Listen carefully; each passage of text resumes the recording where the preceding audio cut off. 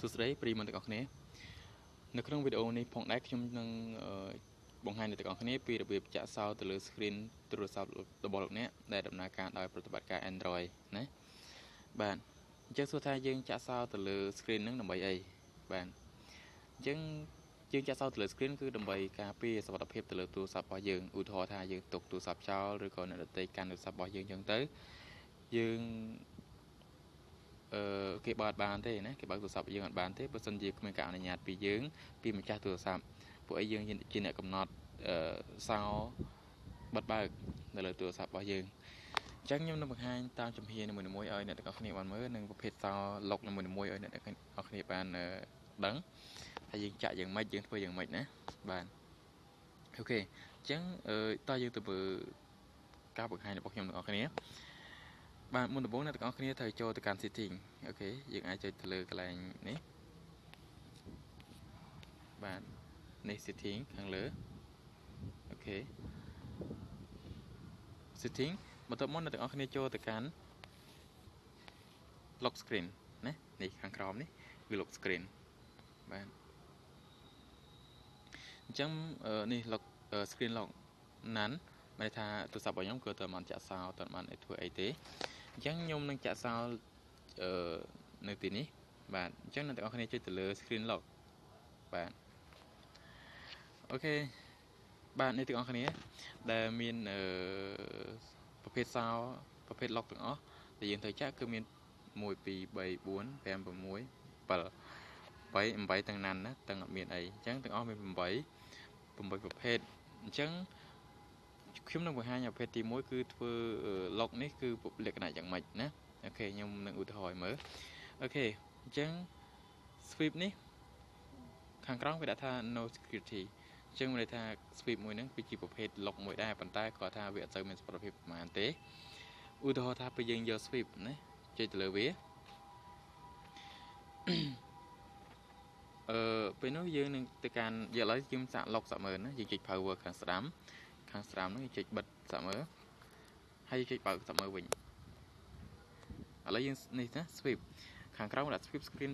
to unlock អញ្ចឹងមានន័យថា sweep ហ្នឹងមានន័យថាយើងកវិសវាគ្រាន់តែកវិសមកឆ្វោកទៅវាចេញវិញឃើញទេយើងគ្រាន់តែកវិសយកម៉ៅចង្អុលដៃរបស់យើងកវិសទៅលើវាទៅចេញវិញហើយបើកដោះសោចេញហើយណាអញ្ចឹងវាអត់សូវមានសុវត្ថិភាពទេគឺវាអត់បញ្ជាក់ហើយថាវាអត់សូវមានសុវត្ថិភាពទេឥឡូវខ្ញុំចេញពីនឹងខ្ញុំចូលទៅកាន់ប្រភេទសោមួយទៀតណាបាទមុនសិនអូខេមុនសិននេះគឺ no security ដែរវាអត់សូវមានសុវត្ថិភាពដូចជា sweep ដែរគាត់ថាខ្ញុំបង្ហាញឲ្យដឹងថាលក្ខណៈវាចាក់យ៉ាងម៉េចណាអូខេតាមពិតទៅវាអត់សូវមានសុវត្ថិភាពទេពួកនេះគេអាចបើកបានធម្មតាដែរតោះឥឡូវយើងដាក់វាសាក់មើល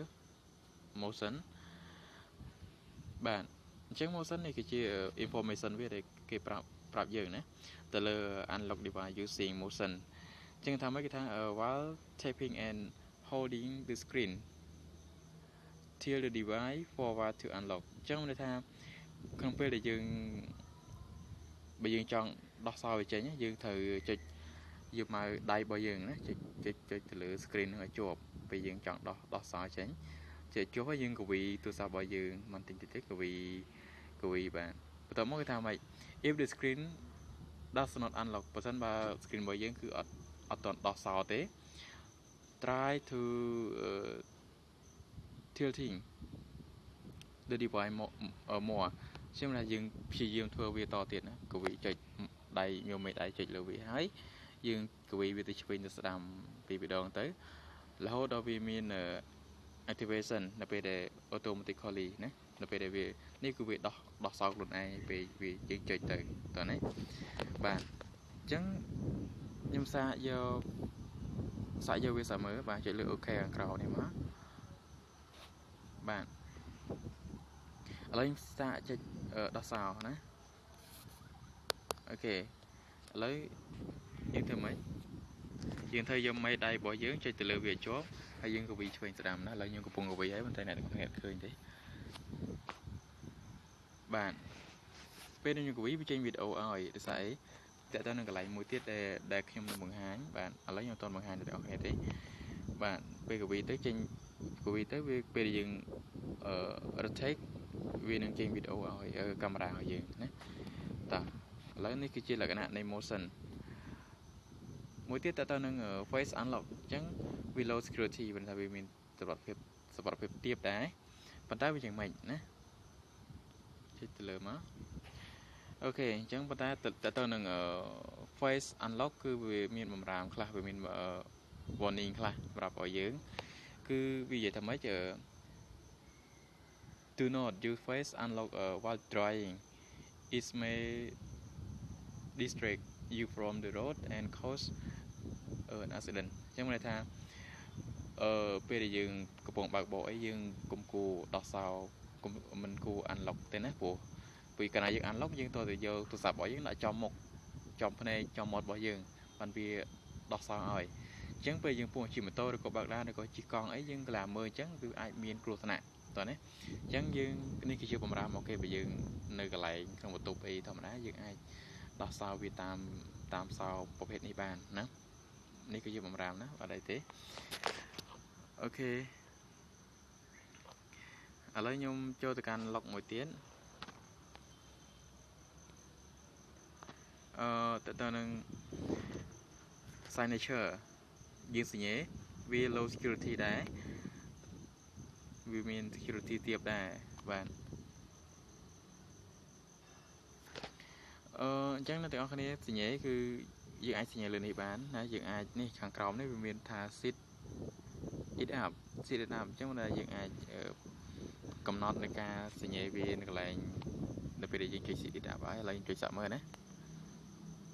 bạn đi cái này nhớ draw your signation ok này có cái ai sợ mơ quá là nhom nhẹ bao nhom sợ mơ này ok chẳng là crom vậy ơi con thì nhớ nhưng một tiền má việt áo chẳng đi trái chỉ nó tiền nó xong nó xong nó tiền thông đã tê dương nhẹ là cái nó sao anh của việc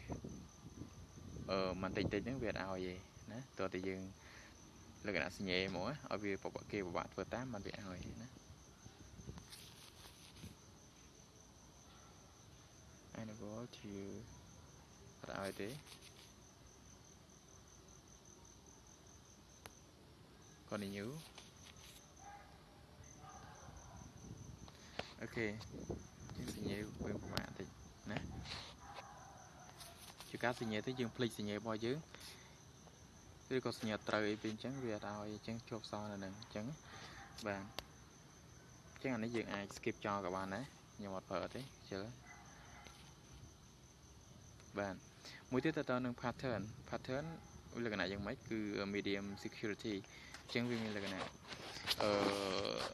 support phép của xong đấy bạn chẳng cho từ cái pattern ok chẳng vì mình chụp được để dừng ai ốp bán và draw vô unlock pattern mà đây bây giờ chọn đọc so tránh dừng ai chịch cu lưu vía nó cu dừng mấy cứ vì mình là cái này cu ok chẳng cu dừng trời cu về bàn group buồn mà bị ảo ấy nè buồn nói chẳng mà ta cu ta na cả đói tới ở group buồn thì chơi đam cho cầu mấy ở group buồn là chụp nói năng bạn bị ảo ấy nè tới cho nam phóng giật click đọt bạn luận ấy thằng thế tụi cô trời đấy ok chắc nhưng cùng nọt ưu đo ta nhưng cùng nọt bạn này bạn về nước ai con này như gần còng đấy cứ để sạc bằng record screen bỏ nhóm vì mọi người và các hàng đám hàng còng đấy tục hàng đám đi trái cứ mình còn nhiều chắc là có thể ai chơi nó tiền đấy chỉ ô việc đôi vì muốn má ở đây cái này ban về confirm ok tôi một tiết về tiêm tia dương chơi từ lấy code pin mỗi tiết là bị cầm nọt hỏi viện đấy là chơi từ lấy ní pin ní mùi thì bay buồn còn nhiều thế hãy vì ai confirm thì mình tha vì tiêm tuột từ lời ca trịch bởi dưới vì cả này được tiêm tuột nó cứ mua là hết thì muối cà phê dương lịch chẳng cái này trịch bị đón tới dương ai cho chạm này lấy code pin bỏ dương được có passport bỏ dương chẳng á បាទអញ្ចឹងអ្នកទាំងអស់គ្នាអាចចុចម្ដងទៀតតាមលេខដែលខ្ញុំហៅមិនដដែលគឺ1 2 3 4ដដែលក្រៅហ្នឹងវាស្គាល់ទេតចុចទីបន្ទាត់ដូចគ្នាsorry ម្ដងទៀតអូខេបាទឥឡូវខ្ញុំសាក log ចូល log screen ទូរស័ព្ទរបស់ខ្ញុំសាកមើល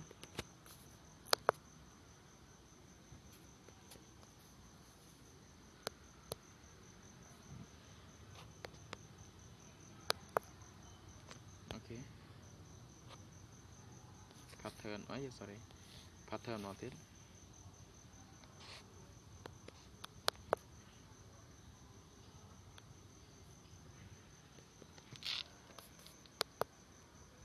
ហើយវាអត់ជាប់ចឹង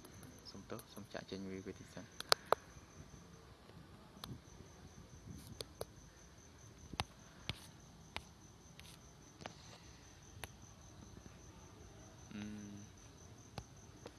ឥឡូវចូលទៅវិញណាចូលទៅកាន់ lock screen របស់យើងវិញ pattern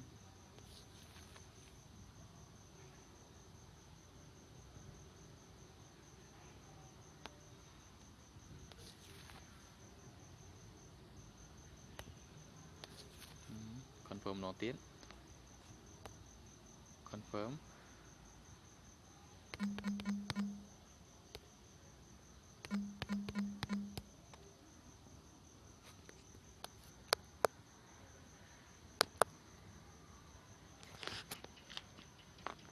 មិនក៏ជាប់ចឹង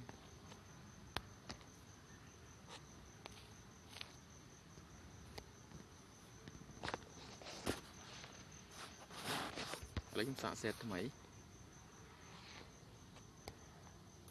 អត់ឲ្យទៀត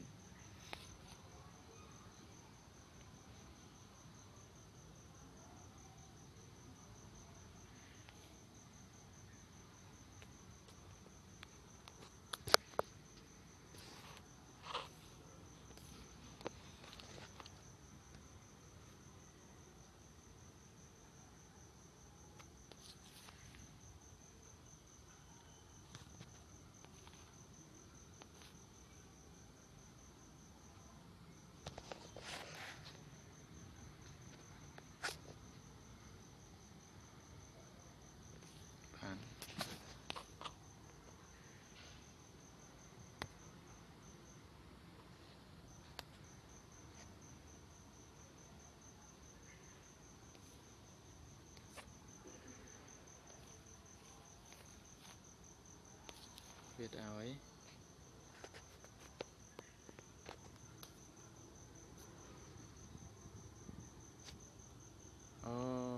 សុំទោសដល់សារកន្លែងនេះណាអូខេដឹងមូលហេតុហើយ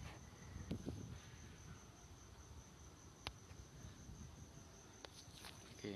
ណែ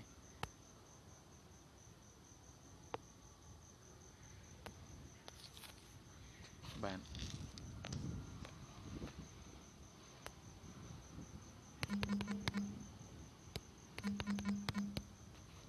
ដោយសារកន្លែងនេះខ្ញុំចាក់ចេញ VPN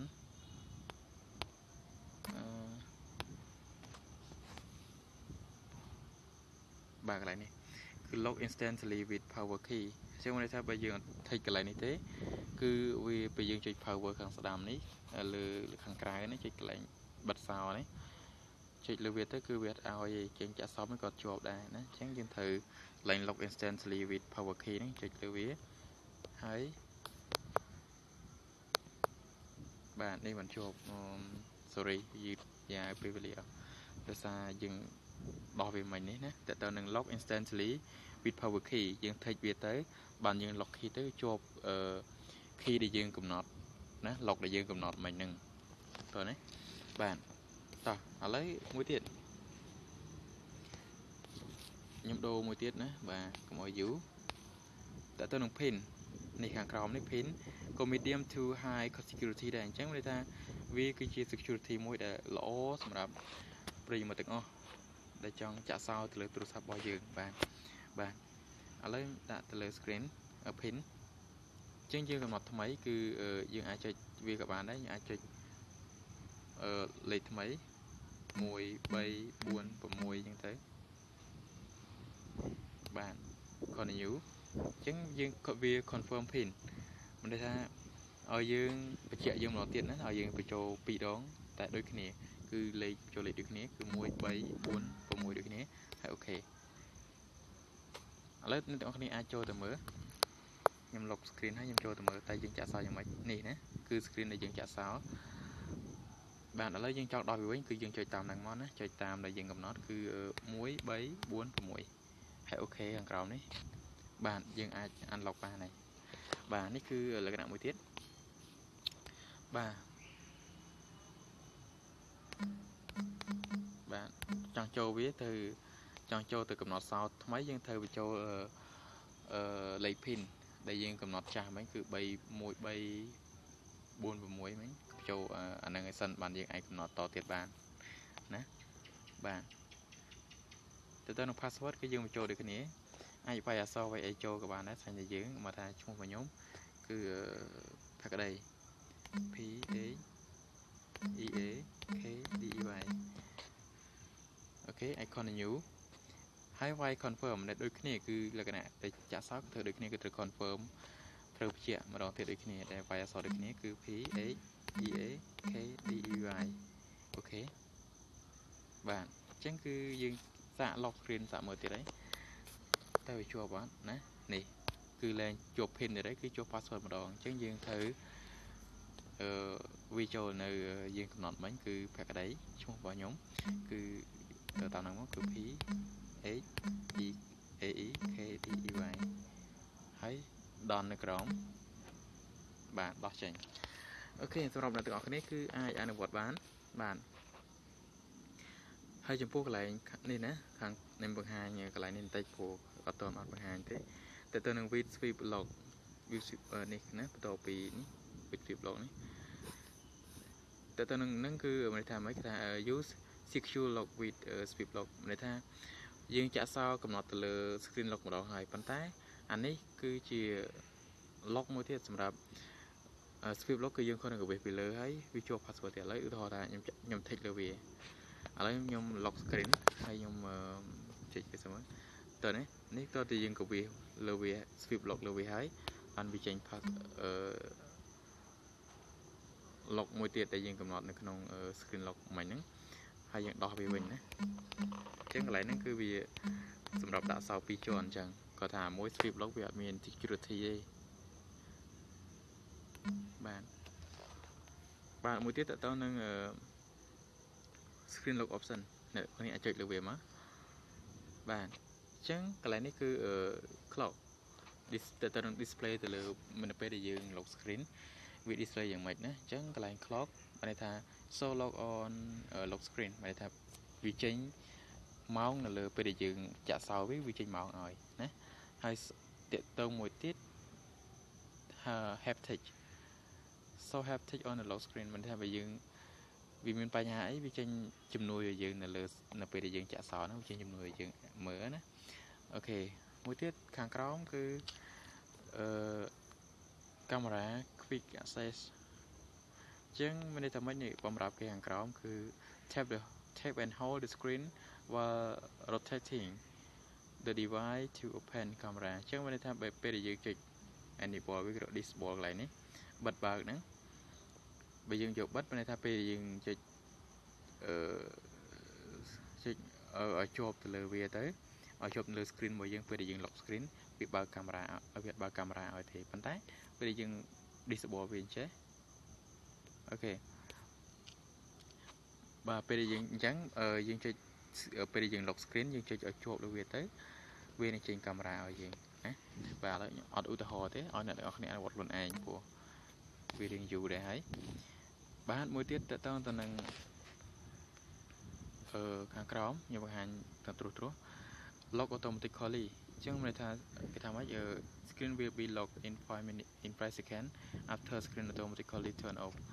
អញ្ចឹងកន្លែងនេះមានន័យថាខ្ញុំកំណត់កន្លែងហ្នឹងគឺ5 second ពេល5វិនាទីវានឹង lock screen ហ្មងណាវានឹងជាប់សោដល់ខ្លួនឯងជាងអាចកំណត់បានដល់ខ្លួនឯងកន្លែងនេះគឺវាមាននាទីវិនាទីឲ្យយើងមើលកំណត់ថាវាមាន